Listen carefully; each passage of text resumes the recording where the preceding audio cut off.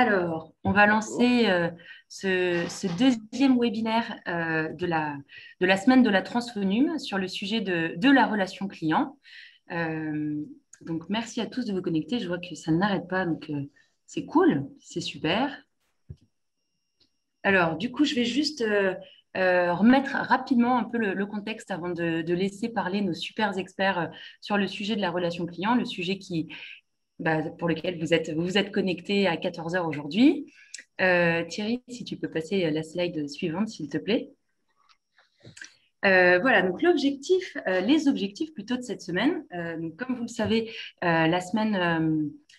cette semaine a pour objectif de sensibiliser toutes les entreprises de la région aux bonnes pratiques de la transformation numérique dans le cadre d'une opération qui est lancée par la région, qui s'appelle donc Transformation numérique et cybersécurité. Cette opération a pour vocation d'accompagner les TPE-PME d'Occitanie dans tous leurs projets de transformation digitale. On fait ça en trois étapes. Une première étape de sensibilisation, d'où cette semaine où on vous présente du coup les bonnes pratiques de la Transfonium.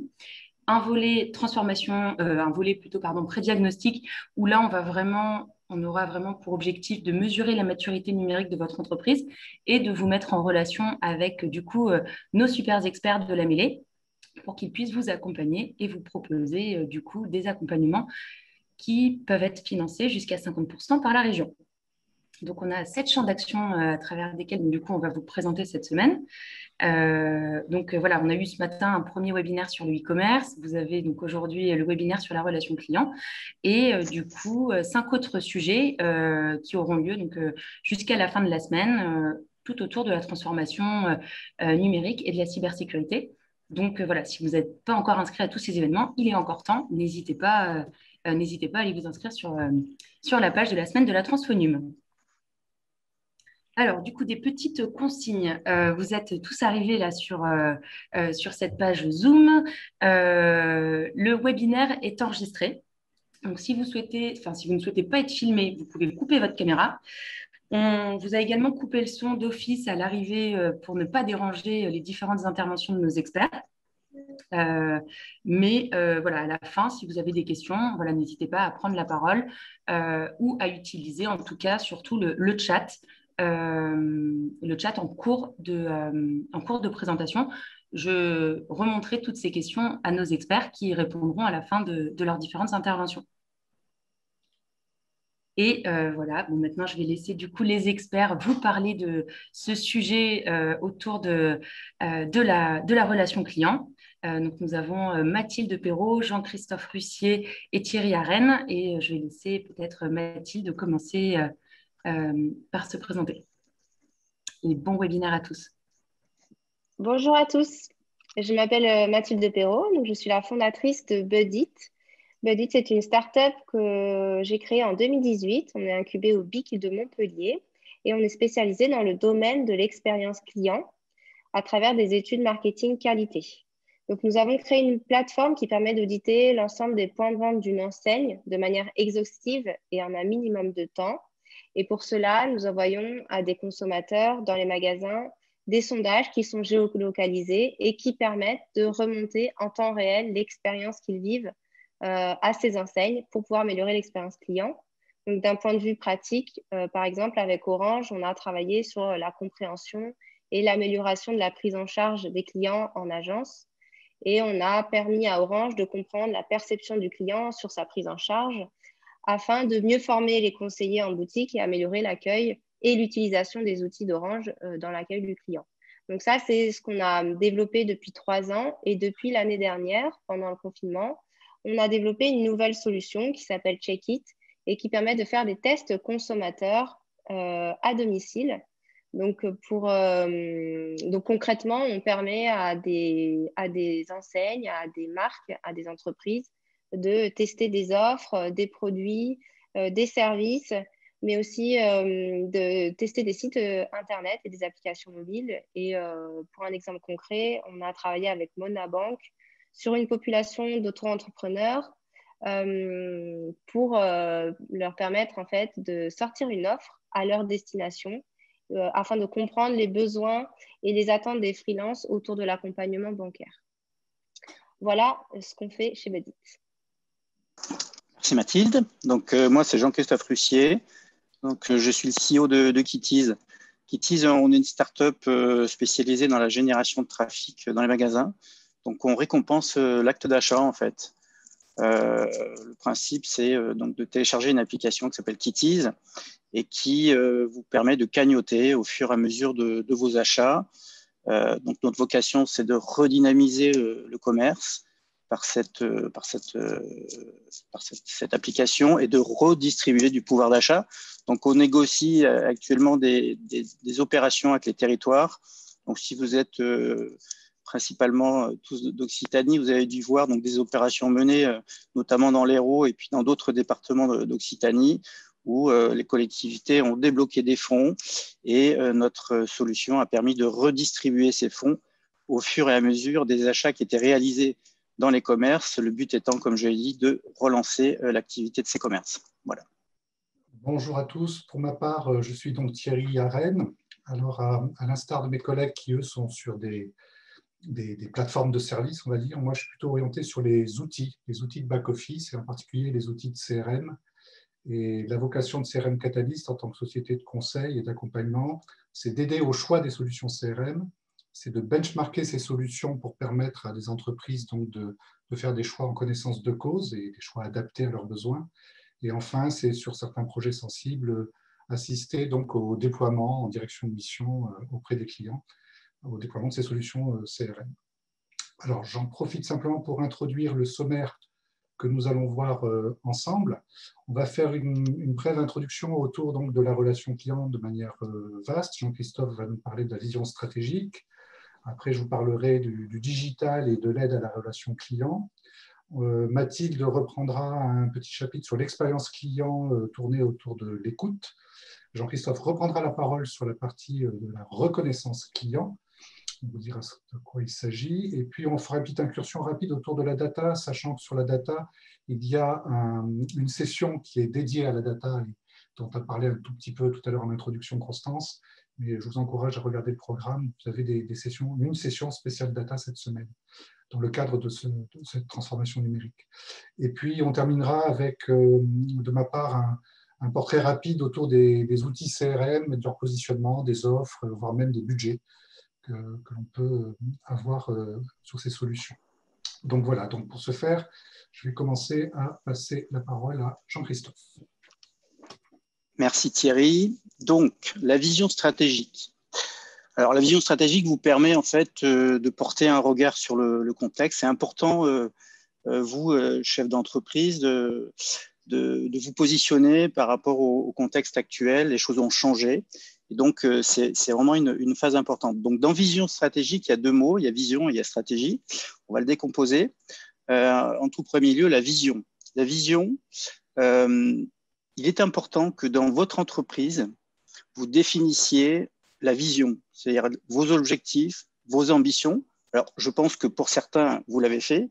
Peut-être d'autres ne l'ont pas fait, parce qu'on n'a pas tendance à le faire quand on lance un projet ou quand on déploie un projet. Et donc, il est important de définir la mission, la vision et les valeurs. La mission, c'est quoi? C'est ce qu'on veut faire, c'est ce qu'on veut vendre, pourquoi on existe. La vision, c'est comment je vois les choses, quels sont mes objectifs et comment je veux être perçu en fait de l'extérieur. Puis les valeurs, c'est ce qui compte pour vous, c'est le message que vous voulez faire passer et qui va vous permettre en fait d'atteindre l'objectif. Je vous donne un exemple. Je donne un exemple de Google. La mission de Google, par exemple, c'est de rendre l'information universelle. Hein. On connaît très bien ce moteur planétaire. Et la vision, ça a été de Google, c'est de le faire en un clic, en quelques clics, on accède à cette information. Les valeurs de Google, il y en a plusieurs, mais globalement, ça tourne autour de l'information évolue sans cesse. Voilà, c'est une valeur que partage Google. La richesse se partage. Et puis, tout le monde a droit et tout le monde a accès à l'information. Et puis, il y en a d'autres aussi, bien évidemment. Donc, ça, c'est important de le définir. Et donc, ça, c'est la vision. La stratégie, parce que c'est l'autre mot de la vision stratégique. Donc, la stratégie, eh bien, il faut se baser par rapport au contexte qu'on vit aujourd'hui. Le monde change. Il a foncièrement changé avec le Covid, mais il a foncièrement changé aussi pour d'autres raisons, et notamment Internet. Internet a bouleversé le monde ces dernières années, ces dernières décennies. Le monde d'avant était très capitalistique, il le reste toujours, bien évidemment, puisqu'on focus, les entreprises focus beaucoup sur le profit. Mais avant, le raisonnement, c'était priorité à soi, donc priorité à l'entreprise, je veux faire du profit et donc je veux développer mon chiffre d'affaires. Internet a tout changé, puisqu'elle a donné un outil, elle a permis en fait aux consommateurs, à vos clients, de vous regarder différemment, vous êtes exposé, vous êtes jugé, et finalement le monde d'aujourd'hui, en complément des préoccupations qui sont écologiques, qui sont basées sur l'énergie renouvelable, sur la responsabilité, et bien maintenant c'est plus le regard, c'est plus sur soi, mais c'est sur les autres. Voilà. Et c'est comme ça qu'est né d'ailleurs ce qu'on appelle, les Américains appellent le consumer empowerment, c'est-à-dire le pouvoir des consommateurs. C'est-à-dire que c'est plus vous qui avez le pouvoir, c'est plus l'entreprise qui a le pouvoir, c'est le consommateur qui l'a. Je vous donne l'exemple d'une application que vous connaissez certainement, qui s'appelle Yuka. Yuka, en fait, a mis dans les mains des consommateurs le pouvoir de choisir ses produits et le pouvoir de faire changer, en fait, les industriels qui nous imposaient leurs produits. Maintenant, c'est le consommateur qui demande ce qu'il veut. Voilà, donc cette vision stratégique vous permet de vous positionner dans le monde d'aujourd'hui. Voilà, et donc aujourd'hui, pour bien se positionner, on l'a compris, il faut s'accorder, il faut accorder une importance forte à la relation client. Donc ça, c'est le dernier point, la relation client. Dans la relation client, vous avez client. Voilà. Donc client, vous le savez, c'est important. Un client, c'est une chance d'avoir un client. On ne peut pas laisser partir un client comme ça. C'est l'aboutissement d'efforts, c'est l'aboutissement d'investissement. Voilà, donc autrefois, on considérait le client comme roi. Il est toujours roi. Voilà. Et ce qui est important aujourd'hui, par contre, c'est pas uniquement de vendre et de le laisser partir. Ce qui est aujourd'hui important, c'est de bâtir une relation, c'est de le préserver, ce client, c'est de le fidéliser. Voilà. Pourquoi ? Parce qu'un client, ça parle. Un client, aujourd'hui, a les moyens de communiquer, de faire savoir s'il est content ou s'il n'est pas content. Voilà. Et l'autre mot de relation client, c'est relation. Voilà. Et donc, j'en ai terminé. Cette relation, on va pouvoir la mener aujourd'hui différemment grâce au digital, voilà, qui est un outil incontournable que tout le monde possède dans les mains et qui fait qu'aujourd'hui, ce pouvoir, eh bien, le client là, donc vous devez aujourd'hui, on doit aujourd'hui créer cette relation client. Et c'est pour ça qu'on en parle aujourd'hui dans ce webinaire. Merci Jean-Christophe. Alors, en l'occurrence, pour faire la liaison avec le digital à l'aide de la relation client, il y a effectivement un outil très central aujourd'hui, au niveau logiciel, qui s'appelle le CRM, Customer Relationship Management, qu'on appelle aussi en français la GRC, la gestion de la relation client. Donc, vous avez une définition ici un peu académique, mais qui résume bien. C'est l'ensemble des outils et techniques destinés à capter, traiter, analyser les informations relatives aux clients et aux prospects.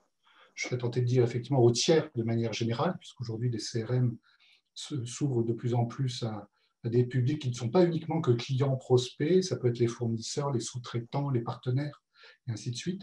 Et tout ceci dans le but de les fidéliser, comme l'a dit Jean-Christophe, en leur offrant le meilleur service. Quand on parle de meilleur service, c'est avec cette capacité de pouvoir cibler de manière extrêmement fine la typologie d'un client et lui distribuer le bon message au bon moment. Voilà ce que font les grands acteurs du e-commerce, Amazon et d'autres, si je ne cite que ce nom-là, qui généralement va vous pousser de l'information relativement pertinente, vous suggérer des achats sur lesquels vous allez souvent avoir du coup de cœur. Donc, pour continuer sur ce chapitre du digital à l'aide de la relation client, un CRM, c'est doté de systèmes à suivi de process, c'est un outil. Ça permet d'automatiser des tâches, donc ça va vous permettre de créer des sortes de scénarios que vous allez pouvoir empiler les uns après les autres, soit de manière manuelle en cliquant dessus et en les déclenchant, soit ils peuvent être totalement automatisés, ce qu'on peut appeler aussi des workflows dans certains cas. Ça va vous permettre de centraliser la donnée, donc de la partager, et typiquement pendant cette phase de Covid, on a assisté à une grosse demande de systèmes CRM de la part des entreprises, voire à celles qui étaient déjà équipées d'amélioration de l'aspect collaboratif autour de leur CRM, de façon à pouvoir justement centraliser et partager cette information. Ensuite, voilà, vous avez l'espace de collaboration en interne, voire en externe. Il y a de plus en plus de CRM aujourd'hui dotés de portails, un portail qui va être orienté sur le client ou sur les partenaires. C'est la possibilité de tracer cette relation et donc de l'historiser. Donc d'avoir vraiment une connaissance fine de ce qui s'est passé dans le temps. Et ça permet aussi donc de communiquer avec pertinence, comme j'expliquais tout à l'heure. Plus on connaît son client, plus on est capable de le tracer, mieux de meilleure qualité seront les messages. Donc on va augmenter à ce moment-là son taux de satisfaction. Et au final, on va aussi, avec un système CRM, valoriser son entreprise. C'est un élément qu'on utilise assez rarement comme argument, mais très clairement, un CRM, une entreprise qui connaît ses clients, la valeur de l'entreprise, bien évidemment, augmente de fait. Sur 2 entreprises qui seraient à céder, vous pensez bien que celle qui est dotée d'un CRM aura toujours une valorisation meilleure. En tout cas, on pourra le faire valoir par rapport à celle qui n'a pas de CRM et qui a tout dans la tête de ses commerciaux, par exemple, typiquement. Voilà, je vais passer pour le coup la parole à Mathilde qui va nous parler de l'expérience et de l'écoute. Exactement. Donc, je voulais revenir un petit peu sur ce terme d'expérience client qu'on utilise tout le temps en ce moment. Donc, l'expérience client désigne l'ensemble des émotions et des sentiments qui sont ressentis par vos clients avant, pendant et après l'achat de vos produits et de vos services. Donc, c'est le résultat de l'ensemble des interactions que vos clients peuvent avoir avec votre entreprise. De l'arrivée dans votre point de vente jusqu'au passage à la caisse, de l'arrivée sur votre site internet jusqu'au paiement final, l'usage de vos produits et de vos services, mais aussi vos campagnes marketing, donc toutes les publicités que vous pouvez faire, le ton publicitaire que vous employez, la relation avec votre vendeur, toutes les relations avec vos employés, que ce soit pendant l'achat, après l'achat, en SAV par exemple, tout ce qui est relations support client, et aussi à travers vos applications, etc. Donc, l'expérience client, c'est la résultante complexe de tous ces éléments qui interviennent lors du parcours client. Donc, ce parcours client, il peut être physique, si vous avez des points de vente physiques, il peut être digital, forcément, on a tous un site internet, et il peut être aussi cross-canal, voire omnicanal. Donc, on parle d'omnicanalité lorsqu'il n'y a pas de rupture entre les différents canaux de conversation avec votre relation client. Donc, l'omnicanalité, ça permet une fluidité du parcours client. Par exemple, je peux vous citer le click and collect où on achète sur Internet et on vient chercher en point de vente. Ce parcours client, plus il est fluide, plus vous allez améliorer votre satisfaction client. Donc, l'expérience client, elle influe sur la satisfaction client. Donc, plus le parcours est fluide jusqu'à l'achat, plus votre satisfaction client elle va être élevée. Plus vos produits ou services sont de qualité, comme Thierry vient de le dire, plus votre satisfaction va être élevée. Plus votre parcours client est fluide et de qualité, plus vous allez fidéliser vos clients. Donc, si un client est satisfait de son achat, de ses produits, de ses services et de la manière dont il a pu acheter, ça va permettre de fidéliser vos clients et d'augmenter votre CA. Mais vous pouvez également avoir une mauvaise expérience avec une entreprise si celle-ci sait gérer sa relation client au niveau du SAV et de tout ce qui est relation support client. Votre client va être ramené à racheter dans votre entreprise et sera d'autant plus fidélisé. 77% des clients qui ont une bonne expérience SAV, même après une insatisfaction, rachètera auprès de votre marque. Et là, vous avez réussi à garder vos clients et à les fidéliser, même après un achat qui a été insatisfait. Et enfin, l'expérience influe également sur la recommandation directe. Donc, comme Jean-Christophe l'a dit, tout ce qui est bouche à oreille, avis et parrainage. Donc, investir dans votre expérience client, c'est un investissement à long terme qui va vous générer du CA. On distingue plusieurs expériences clients. Donc, par exemple, vous avez l'expérience client d'anticipation. C'est une forme de l'expérience client qui correspond à la période où le client anticipe son achat. Par exemple, le meilleur exemple que je peux vous donner, c'est dans le domaine des loisirs et du tourisme, où on prépare un voyage à l'avance. Le temps de planification entre l'achat, la réservation et la consommation du service est long. Et c'est à ce moment-là qu'il faut créer et maintenir une relation client, une relation avec vos clients pour pouvoir les garder et augmenter leur satisfaction. Un autre exemple, en B2B, pour certaines entreprises avec lesquelles on peut travailler, vous avez dû remarquer que le temps d'achat est long. Donc, c'est à ce moment-là qu'il faut créer une relation avec vos prospects, avec vos clients, et maintenir cette relation de qualité. Un outil pour faire cela, c'est le social selling. Donc, par exemple, LinkedIn est un réseau social professionnel où vous pouvez vous montrer en tant qu'expert dans votre domaine d'activité pour développer votre notoriété spontanée, apporter du contenu à valeur ajoutée auprès de votre cible et vous faire connaître. Cette relation d'anticipation est super importante dans la relation client et va permettre de générer des ventes auprès de votre cible. Donc, au-delà de l'expérience d'anticipation, vous avez aussi l'expérience d'achat, où là, on va travailler sur le parcours client, qui doit être sans anicroche, sans rupture, jusqu'au paiement. Il y a également l'expérience de livraison qu'il ne faut pas négliger, parce que vos clients, si vous proposez un service de livraison de vos produits, vos clients vont être en contact avec ces livreurs et ça va avoir un impact sur l'expérience client globale de leur achat. Et enfin, il y a l'expérience d'utilisation et de consommation du produit. Donc, pour l'améliorer, pour la connaître, vous pouvez mettre en place des trackers, donc avec des outils comme Google Analytics sur vos sites, avec des CRM également, mais aussi avec des trackers dans les points de vente et des caméras. Ça permet de connaître à leur insu l'activité et le parcours client de vos consommateurs.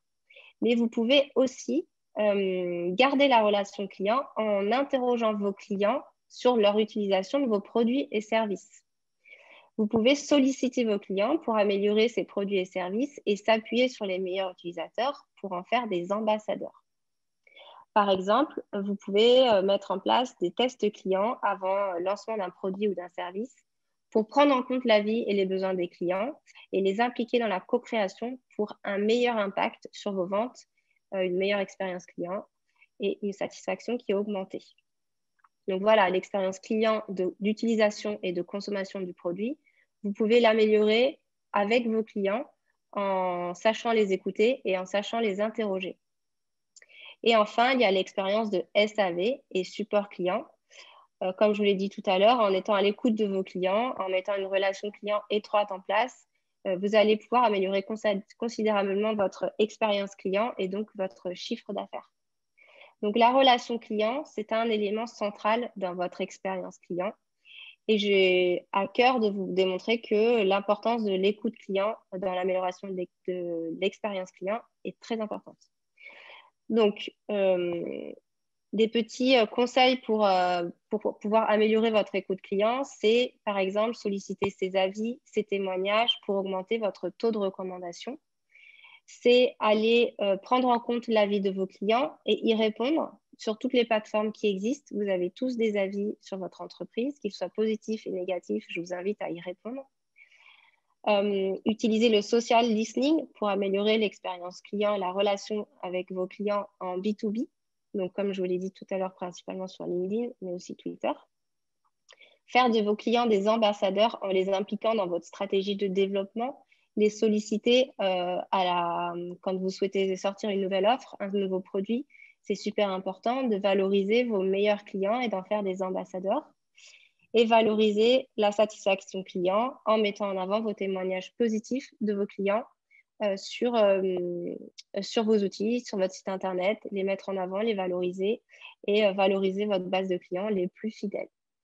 Donc voilà, j'en ai fini sur l'écoute client. Je voulais mettre le point sur voilà, l'importance de l'écoute de vos clients pour améliorer leur expérience.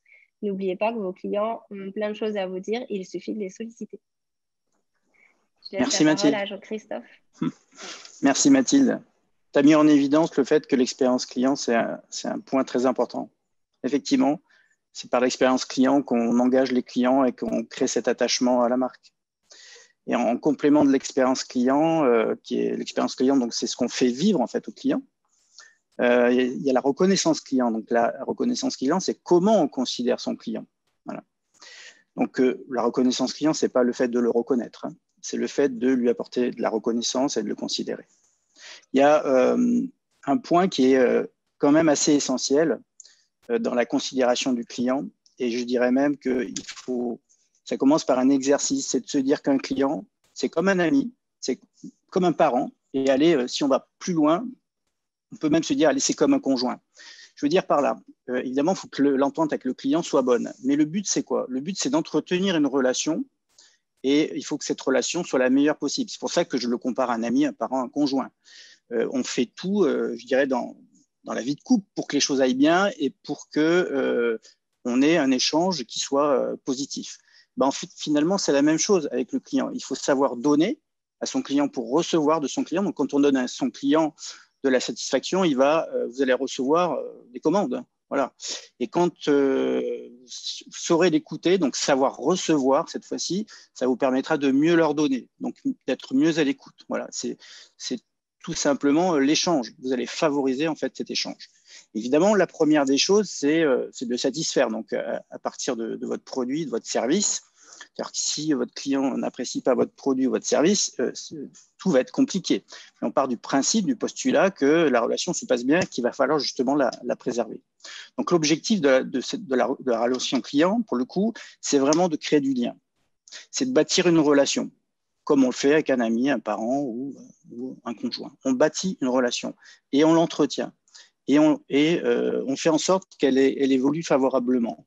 Et donc, ça veut dire quoi? Ça veut dire que finalement, on peut agir face à un client comme face à un ami, c'est-à-dire faire plaisir, c'est-à-dire surprendre, c'est-à-dire lui donner l'envie de revenir et qu'il parle de vous, en bien, évidemment. Alors, tout le monde connaît l'adage un de perdu, 10 de retrouvé, mais là, c'est plutôt l'inverse, c'est-à-dire que si vous perdez un client, vous risquez d'en perdre 10 parce qu'il va parler autour de lui, de son expérience négative, et vous aurez en retour une perte de clients. Et comme on le sait, quand on perd un client, on le perd presque à vie. Donc, la capacité, lui, qu'il a de faire savoir qu'il n'est pas content, notamment au travers des outils digitaux, elle est vraiment importante. Et finalement, c'est assez grave ce qui se passe quand on n'a pas fait ce qu'il fallait pour préserver et garder un client. Après, ça dépend de la relation. Si effectivement il y a un conflit, c'est complètement différent. Donc, c'est aussi l'impliquer le client. Quand vous l'impliquez, et Mathilde l'a bien expliqué, cette notion d'ambassadeur, si vous impliquez vos clients, ils vont s'approprier en fait votre produit, ils vont s'approprier votre marque, vous allez leur apporter une reconnaissance forte. Donc, pour bâtir cette relation, je dirais que les essentiels, c'est quoi? C'est de le remercier déjà, savoir remercier un client. Alors, on remercie un client quand il a fait son achat, quand il sort du commerce, quand on signe le bon de commande, c'est sûr. Mais est-ce qu'on pense à remercier un client plus tard, après? Ça veut dire par une correspondance email, par un courrier, voire par le fait de lui faire plaisir, au-delà de l'acte d'achat, du moment où il a acheté. Voilà, donc savoir déjà le remercier. Lui apporter de la reconnaissance, donc ça on l'a vu, mais c'est aussi le reconnaître, pour le coup. Il y a des outils qui permettent de dire bonjour Monsieur Martin, bonjour Madame Michaud. Voilà, on a reconnu le client, il se sent important. Alors, les commerçants savent le faire facilement, dès lors qu'ils ont la capacité à reconnaître leurs clients, en général oui. Et donc, les clients apprécient énormément le fait d'être reconnu, d'être important, et la notion d'existence est un élément très fort. Et ensuite, il y a récompenser son client. On oublie de récompenser parce qu'on est pris dans le feu de nos activités. Donc, récompenser, des fois, ça peut être un cadeau, c'est une bouteille de champagne, c'est une boîte de chocolat, c'est faire plaisir. On a toujours cette tendance à penser que je veux dire, on n'ose pas le faire en fait. On n'ose pas le faire par amour-propre ou voilà, c'est difficile. Mais franchement, si vous le faites pour une commande importante ou parce que vous avez envie de remercier votre client, de lui faire plaisir, faites-le. Et je peux vous dire qu'on le sait que vous aurez en retour évidemment de la considération de votre client pour vous cette fois-ci. Mais il ne faut pas le faire dans une intention. Et très souvent, les entreprises le font dans une intention, c'est-à-dire qu'ils vous offrent des points, mais si jamais vous revenez acheter chez lui, non. Je veux dire, un cadeau, il n'y a pas de retour attendu. C'est vraiment une attention et non pas une intention. Voilà. Ensuite, comme l'a dit Mathilde, faire collaborer un client, voilà, c'est lui donner de l'importance, c'est considérer que finalement son avis va contribuer à faire avancer les choses et que on lui donne la possibilité de s'associer dans l'action avec l'entreprise. Alors, ça veut dire que S'il le fait, ça veut dire qu'il s'approprie la marque. Donc, c'est un cadeau pour vous. Il faut le faire. Il faut absolument faire en sorte que les clients qui sont partants deviennent des ambassadeurs.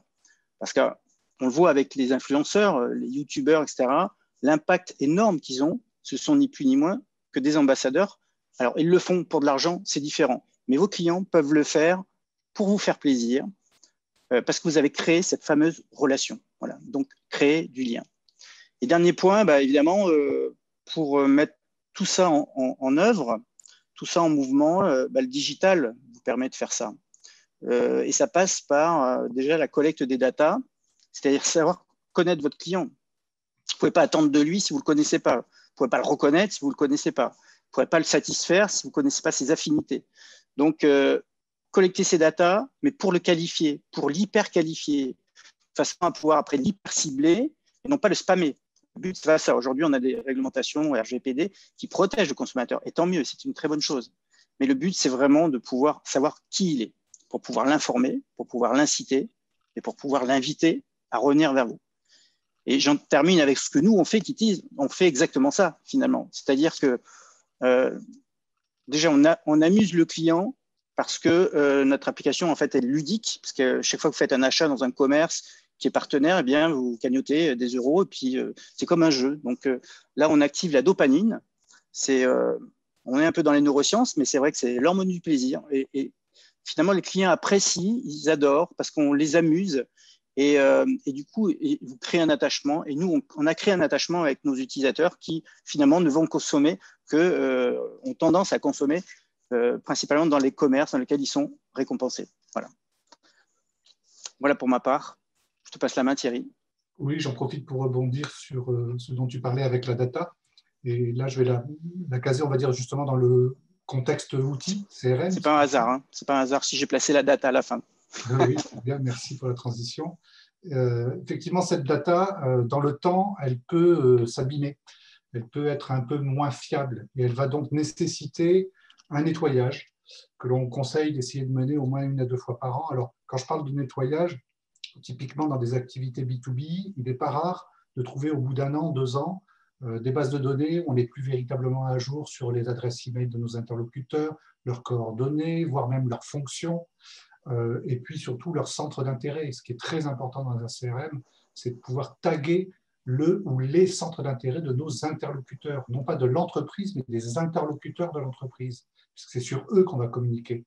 On ne va pas communiquer sur contact@société.com. On communique sur robertmartin@société.com.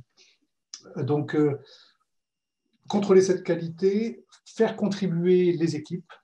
Les gens dans les équipes peuvent tout à fait travailler qui sur leurs fichiers, qui par petits segments qu'on va leur distribuer, remettre à plat un certain nombre d'informations. Ça peut être l'occasion aussi pour les services marketing justement de faire des sortes de sondages ou de remonter des informations en vue de qualifier ces fameux centres d'intérêt liés aux individus. Et au passage, ça va vous permettre aussi de vous mettre en conformité avec le RGPD. Je croise encore énormément d'entreprises aujourd'hui dans l'ensemble de mes missions qui ne sont toujours pas spécialement conformes au RGPD. Il y a quand même des conséquences particulièrement importantes. Il faut savoir que les contrôles se sont, malgré le Covid, quand même pas mal multipliés. Donc, il faut pouvoir rester conforme à ce RGPD. Je ne sais pas si Mathilde ou Jean-Christophe ont des éléments complémentaires à amener sur la data.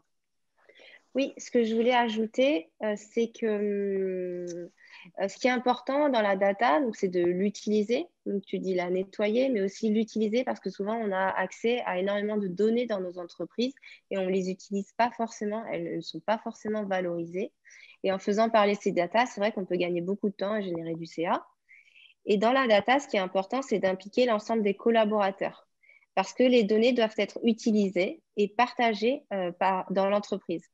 Par exemple, chez Budit, on préconise à nos clients d'impliquer le personnel qui est sur place dans les points de vente, le personnel qui est en contact avec le client, en l'informant des audits qui vont arriver et en l'informant des résultats des audits afin qu'ils puissent se les approprier et qu'ils puissent s'améliorer. Lorsqu'on réalise des études marketing, les résultats sont souvent cloisonnés et restent au niveau de la direction. Là, chez Budit, on a créé un outil qui permet de les partager au sein de l'entreprise pour que les équipes terrain soient impliquées et connaissent les résultats des études pour qu'ils puissent les mettre en œuvre, en fait, les utiliser et les mettre à profit pour l'entreprise. Jean-Christophe ? Oui, je veux bien rajouter aussi un point concernant la data, puisque c'est quand même un élément extrêmement important. C'est faire la transparence en fait sur les datas que vous possédez de vos clients. Parce qu'aujourd'hui, il y a un frein. La data, c'est un frein pour le client. Évidemment, c'est un booster pour vous, mais c'est un frein pour le client. C'est-à-dire qu'on a peur. Les clients ont peur de donner leur data, donc ils ne vont pas vous donner les bons emails, ils ne vont pas vous donner parfois les bonnes informations parce qu'ils ont peur. Donc, il faut être clair, il faut que le discours soit clair. Il faut bien que vous leur disiez ce que vous avez comme information et l'usage que vous allez en faire. Et après, l'enjeu, c'est vraiment de protéger le client et de ne pas l'envahir de messages qui ne le concernent pas. D'où l'intérêt de bien connaître son client pour bien le qualifier et savoir ce qu'il aime, ce qu'il veut, ce qu'il attend de vous et de le cibler au moment opportun. Et de façon mesurée, voilà, sans qu'il ait ce sentiment et ce regret de vous avoir confié sa data. Alors là, on va se retourner vers Constance pour demander si elle peut nous lancer un petit sondage en ligne avec une simple question. Constance, est-ce que tu nous entends? Oui, super. Voilà, vous avez donc un pop-up qui doit apparaître, qui doit vous permettre de pouvoir simplement répondre à la question. Utilisez-vous aujourd'hui, dans le cadre de vos activités, un CRM? Oui, non, ou est-ce tout simplement en cours ou embryonnaire? Donc voilà, si vous pouvez simplement répondre. Et on va voir un petit peu le résultat et ça va me permettre de rebondir dessus. Est-ce que tu préfères, Thierry, le temps que tout le monde réponde à ce petit sondage, d'aller à ta slide précédente? Oui, je peux. Suivante, pardon. Alors, simplement pour vous introduire un petit peu ce sujet maintenant sur les outils que sont les CRM, pour vous donner un ordre d'idée, sur le marché français aujourd'hui, c'est environ 200 solutions de CRM présentes. Plus précisément, 196 à ce jour. Donc, ça fait quand même un sacré paquet de solutions et c'est la vocation de CRM Catalyst que d'être capable de travailler sur n'importe laquelle de ces 196 solutions et de proposer nos services dans ce contexte-là, dans l'aide au choix et dans l'accompagnement au déploiement. Donc, comme vous le voyez, beaucoup de monde. Pour autant, 196, ce n'est pas du tout exhaustif puisque dans le monde, on doit facilement dépasser les 1000 solutions disponibles. Les anglo-saxons sont extrêmement friands. Il y en a plus de 300 encore aujourd'hui sur le marché américain. Le positionnement, par exemple, ici, d'une source que nous, les professionnels, on utilise régulièrement, qui s'appelle CrowdG2, nous permet de voir aussi le positionnement de ces différents acteurs. Vous voyez qu'en haut à droite, vous avez les leaders. En bas à droite, vous avez les produits à haute performance. En bas à gauche, les produits plutôt sur des marchés de niche, sur des secteurs verticaux. Et en haut à gauche, ce qu'on appelle les contenders, ce sont les prétendants, c'est-à-dire ceux qui vont essayer de venir se décaler vers les leaders à droite, tant qu'à faire, ou qui éventuellement passeront dans les produits haute performance. Donc, après, vous avez abscisse ordonnée, donc en colonne, vous avez donc la présence marketing de ces différents acteurs, et vous voyez qu'il y a un empereur du CRM aujourd'hui qui règne un petit peu en maître, qui est effectivement Salesforce, tout à fait en haut à droite. Il y a en dessous HubSpot, il y a Zoho, il y a Microsoft, il y a Pipedrive. Donc voilà, il y a un certain nombre d'acteurs, dont certains, vous connaissez les noms. Et puis, il y en a toute une tripotée que vous connaissez certainement moins, mais qui mérite aussi toute notre attention, puisque au milieu, on va trouver des solutions particulièrement pertinentes, soit pour certains métiers, soit pour certains types de besoins. Autre information intéressante, cette fois-ci, ce n'est pas un focus monde, mais un focus France.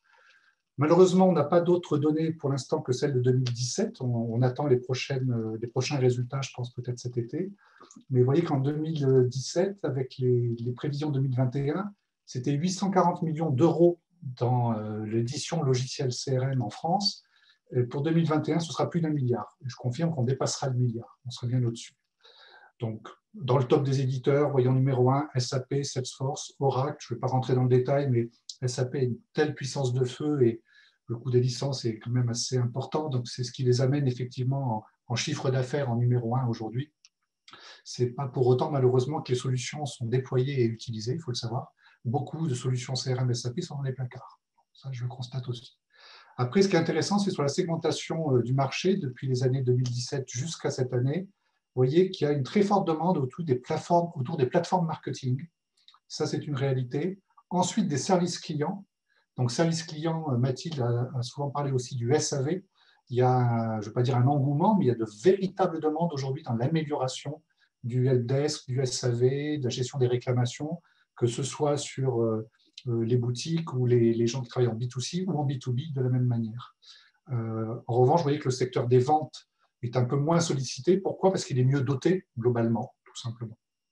Et puis en bas, vous avez dans le top des éditeurs en mode cloud, cette fois-ci, la présence de Salesforce qui est numéro 1, Adobe numéro 2 et Oracle numéro 3. Sachant que là, ils sont présents parce que c'est eux qui équipent les plus grosses entreprises, tout simplement. Si on avait fait cette même statistique au niveau PME, PMI, excusez-moi, on n'aurait peut-être pas trouvé le même type de classement, évidemment. En revanche, ce qui est très intéressant, c'est le poids du SaaS en 2021. 73% était prévu, donc c'était en 2017 qu'on prévoyait ce chiffre-là. Je vous confirme que 2021 sera une année où on devrait dépasser les 75% de solutions CRM en mode cloud. Donc ça y est, c'est complètement acquis. Ça va faire à peu près maintenant 3 ans, 4 ans qu'on a dépassé les 50% de solutions cloud dans le CRM. Et puis, dernier point, de toute l'informatique de gestion au sens large, aujourd'hui, le marché du logiciel CRM, depuis 2017, c'est le premier marché en outils de gestion. Ça mérite quand même d'être dit. Et puis, pour terminer, je voulais vous donner aussi quelques informations sur les tarifs de ces CRM, parce que des CRM, je vous dis, il y en a beaucoup, mais de la même manière, donc, il y a des tarifs qui font le grand écart. Alors, il existe des solutions, on va dire, freemium, voire gratuites. Certaines deviennent payantes à partir d'un certain moment, finissent peut-être même parfois par devenir très payantes. Donc attention au piège. Donc ils attirent effectivement avec de la gratuité, voire avec des petits forfaits, puis assez vite on va se retrouver à devoir payer quand même une certaine réalité. Donc là j'ai pris le parti de prendre des tarifs de différents acteurs CRM qui sont présents dans le top 10 européen et particulièrement en France. Donc on a par exemple Zoho CRM qui est une solution américano-indienne. On va trouver pas mal présent en France sur des petites et moyennes structures. Vous voyez que le tarif moyen d'un Zoho CRM dans sa version Enterprise, c'est 50 € par utilisateur et par mois. Donc on est vraiment dans une moyenne assez représentative. À côté, vous voyez Salesforce, l'empereur, la solution de CRM historique, on va dire, l'inventeur du CRM en mode cloud, typiquement. Vous voyez que ça démarre quand même à 25 €, donc c'est très accessible.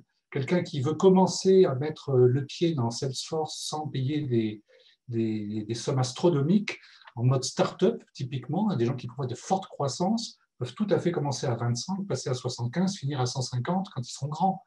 Et il faut savoir que les temps de déploiement d'une version à 25 € par utilisateur et par mois, on parle de budget autour de 5 000 €. 5 à 10 000, vous avez de très belles solutions déployées avec ce type de solution. Donc il ne faut pas avoir peur de Salesforce pour autant. Microsoft, vous voyez que Microsoft vient rejoindre un petit peu les tarifications qu'on a aussi sur du Salesforce, donc ils sont à peu près dans la même catégorie. Donc Microsoft CRM avec 97, 160, 177 €. Donc à ces tarifications, vous avez en plus chez Microsoft l'intégration de tout un tas de plateformes et de services qui sont compris.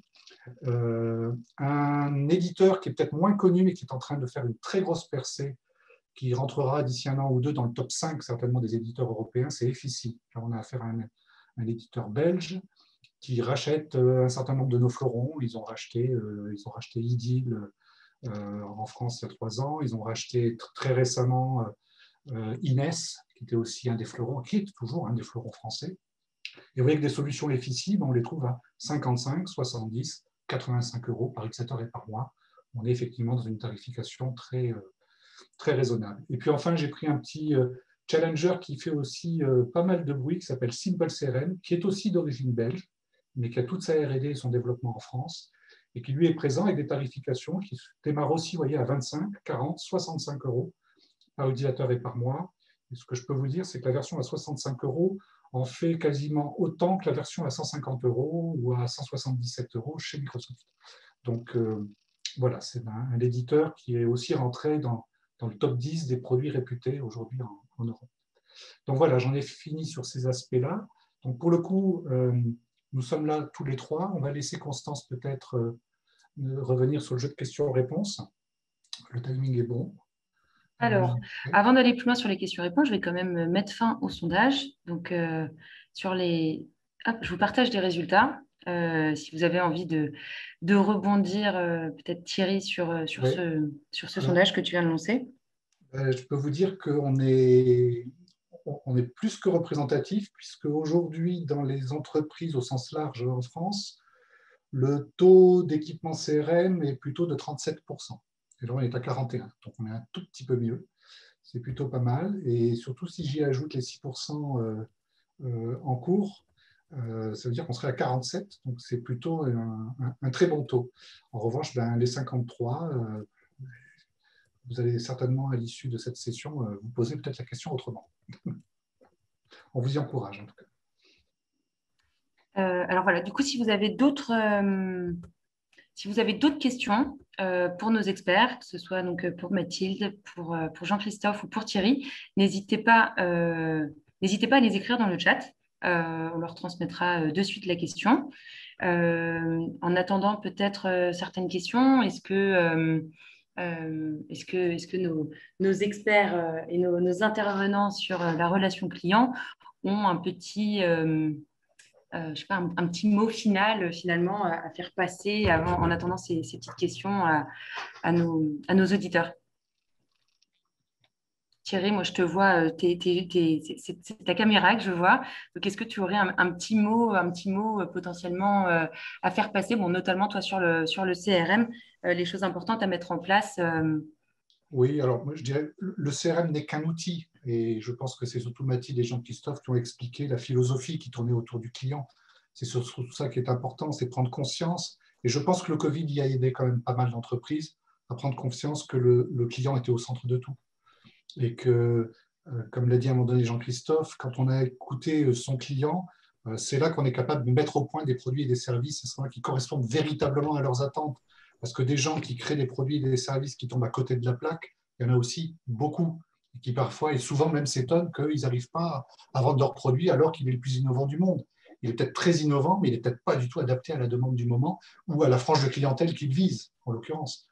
Donc, oui, le client est devenu, et les pandémies obligent, un point essentiel de la stratégie des entreprises, quelles que soient leurs activités, je pense. Ça, je ne sais pas si mes collègues me rejoignent, mais voilà ma synthèse. Si, tout à fait, Thierry. Et de toute évidence, bon, comme on le sait, le monde a changé, mais le monde change constamment en fait. C'est pas le Covid qui est là pour faire changer le monde, c'est que le monde change constamment. Donc il faut, par contre, la Covid a quand même bouleversé les choses sacrément, et je pense qu'il y a vraiment un exercice à faire sur l'écoute de vos clients. Voilà, donc les choses se libèrent progressivement, on va retrouver, je dirais, la vraie vie, mais les choses auront changé dans l'esprit de vos clients, dans leurs attentes. Au-delà de l'accélération que le digital et que Internet impose, c'est la perception des choses et la perception de ce monde nouveau qui fait que n'hésitez pas en fait à faire des sondages, n'hésitez pas à interroger vos clients sur leurs attentes, parce que c'est à partir de ça que vous pourrez guider en fait les services et les produits que vous mettrez à leur disposition. Voilà. Répondre à un besoin, c'est plus qu'essentiel dans une entreprise. Sinon, on perd son temps, on risque de perdre son argent, et ça vous permettra aussi en plus de vous différencier, parce que la différenciation, c'est la force d'une entreprise. Faire comme les autres, aujourd'hui, il faut être je dirais, un grand ténor du marché pour pouvoir s'imposer en disant moi, c'est pas grave, je change rien. Sauf que les grandes entreprises changent aussi assez facilement maintenant, parce qu'ils rachètent des entreprises qui disruptent, qui changent, qui créent des ruptures. Voilà.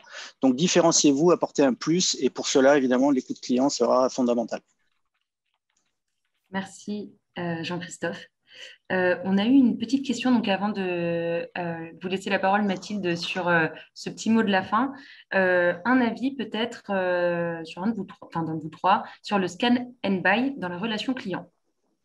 Oui, alors le scan and buy, c'est scanner un produit avec son téléphone et vérifier sa disponibilité en point de vente.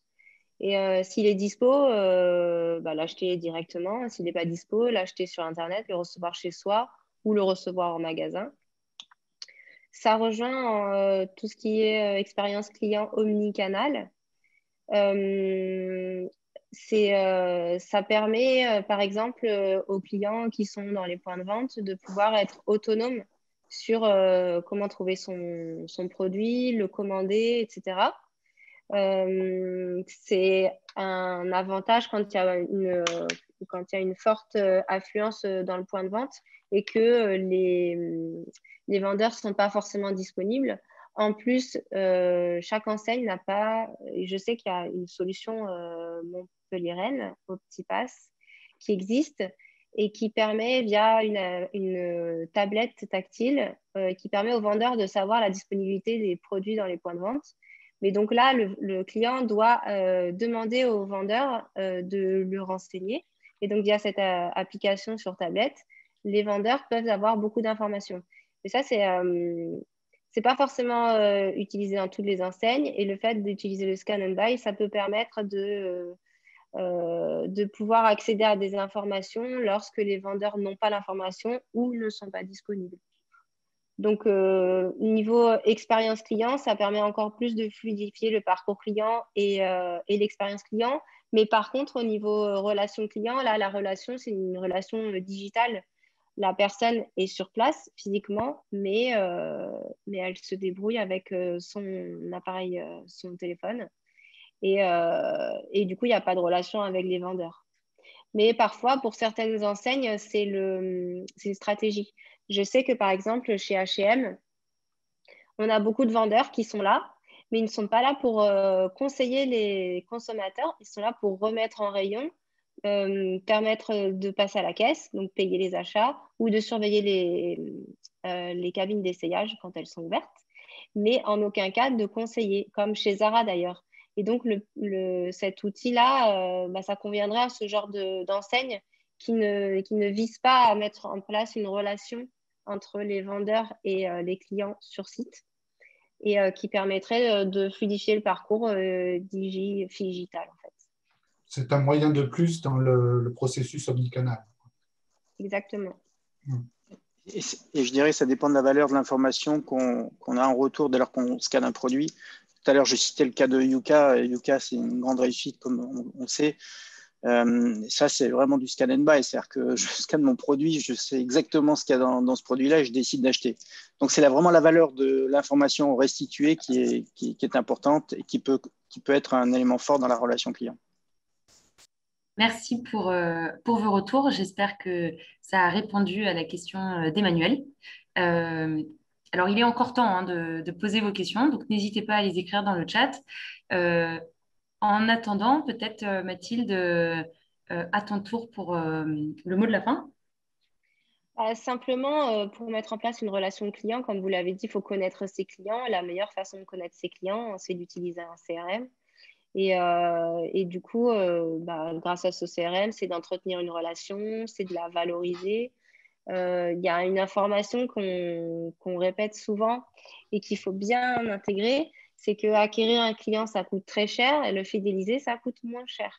Donc, investissez plus dans les outils pour mieux connaître vos clients, pour mettre en place une relation durable et garder vos clients, plutôt que d'investir dans de la publicité qui va vous permettre d'acquérir des clients qui vont peut-être pas être satisfaits et repartir et vous ne saurez même pas pourquoi. Donc voilà, n'oubliez pas d'écouter, soyez à l'écoute, mettez en place les outils pour pouvoir écouter et valoriser vos clients. Voilà, tout ce qui est ambassadeur, on en a parlé avec Jean-Christophe, c'est super valorisant pour votre entreprise. Et voilà. Je pourrais peut-être ajouter quelque chose, Constance. C'est justement dans le cadre de cette semaine de la transformation numérique, c'est qu'à l'issue des diagnostics en ligne que l'on vous propose donc d'opérer, vous pourrez bénéficier donc d'une part de sessions de partage avec des experts de façon gracieuse, pour simplement camper un petit peu le décor, vous donner des idées.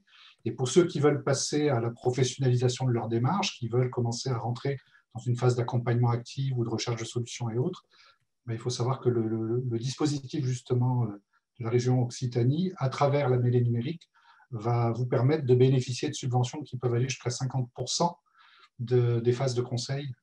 Donc voilà, je ne sais pas si tu avais des éléments, Constance, rajouter là-dessus?